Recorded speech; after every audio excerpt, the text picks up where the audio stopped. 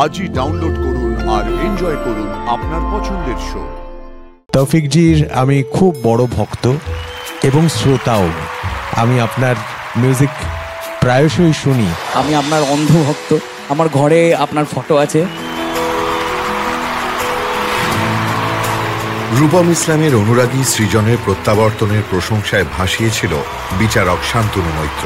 What a comeback! क्या बात, क्या बात! And you know what is beautiful about his performance? Power ছিল আর subtleness ছিল। আজ গান গেয়ে টপ 12-এ জায়গা করে নিতে প্রস্তুত সৃজন। আমি কি বলবো বলো তো, এত ভালো লেগেছে। কোন ভাষায় ভালো বললে তোমাদের মনোপুত হবে আমি জানি না। কি ভালো গাইলো।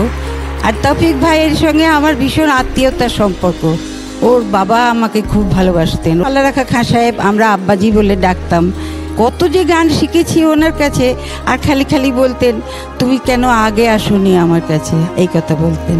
আজকে তোমাদের জন্য ওর সঙ্গে আমার দেখা হয়ে গেল। এখন আমাদের নবরত্ন জাজেস প্যানেলের দিকে চোখ রাখি, তাহলে আমরা দেখতে পাচ্ছি সৃজন কিন্তু অর্জন করে নিয়েছে 9টা গোল্ডেন গিটার। মানে 9টা গোল্ডেন গিটার অফকোর্স তুই পেয়েছিস, কিন্তু তোর পাশে যেই লোকটা দাঁড়িয়ে আছে, 80% of this tracks energy comes from উস্তাদ তৌফিক Qureshi sir.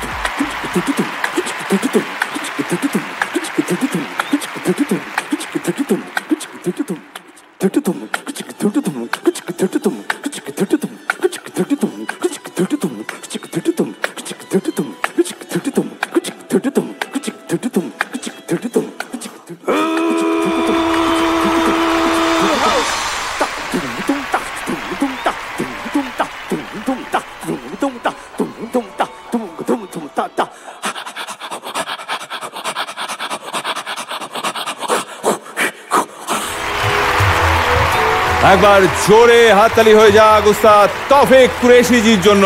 Sir, thank you sir. क्या बात तौफिक साहब, मजा आ गया, मजा आ गया। I just want to say that you understood এই গানটার স্পিরিট, দ্য জয়। আতি বিন্দাস হয়ে গানটা গেয়েছিস, এটা আমার জন্য ইজ অ্যান অ্যামেজিং অ্যাচিভমেন্ট। বিন্দাস হয়ে গান গাওয়াটা খুব কঠিন ব্যাপার এই মঞ্চে। তোমাদের কিছু একটা হচ্ছে, তোমরা ওখান থেকে বসে যখন আবার ফেরত আসছো, কিছু একটা আছে ওখানে ম্যাজিক। আমি ওখানে আবার গিয়ে দেখতে চাই আমার যদি কিছু উন্নতি হয়। Beautiful performance. Thank you, thank you. এবার একটু গুরুদেবের কাছ থেকে জেনে নি সৃজন। হ্যাঁ হ্যাঁ হ্যাঁ, নিশ্চয়ই। রূপম, আমি ভাবছিলাম এটাই, যে এটা গুরুদেব পারফরমেন্স, এবং পাশে তৌফিকজির মতো একজন গুরুদেব যখন দাঁড়িয়ে আছেন, তখন সেই পারফরমেন্সটা যে কোন উচ্চতায় যেতে পারে সেটা আজকে এই স্টেজ তার সাক্ষী থাকলো। এবং তৌফিকজির আমি খুব বড় ভক্ত এবং শ্রোতাও। আমি আপনার মিউজিক প্রায়শই শুনি। এইভাবে আপনার পারফরমেন্স দেখছি, এটা আমার সৌভাগ্য। সৃজন, তুই দারুণ একটা সাহসের পরিচয় দিয়েছিস। কেননা তোর জায়গায় যদি আমি থাকতাম না, তাহলে আমি ওনার দিকে ঘুরেই দেখতাম উনি কি করছেন, গান আমি ভুলে যেতাম। রিয়েলি তৌফিকজিকে আমার প্রণাম জানাই। আমার শুধু এটাই মনে হচ্ছে যে তোমরা কতটা ব্লেসড তোমরা জানো না। আজকে তোমরা যেই মানুষটির সঙ্গে পারফর্ম করছো, আজ থেকে আরো 10 বছর পরে যখন ঘুরে দেখবে, তখন বুঝতে পারবে যে তোমরা কতটা ব্লেসড। এবং এই পুরোটাই সম্ভব হয়েছে জি বাংলা সারেগামা পায়ের জন্য। God bless you, fantastic. Thank you, thank you so much.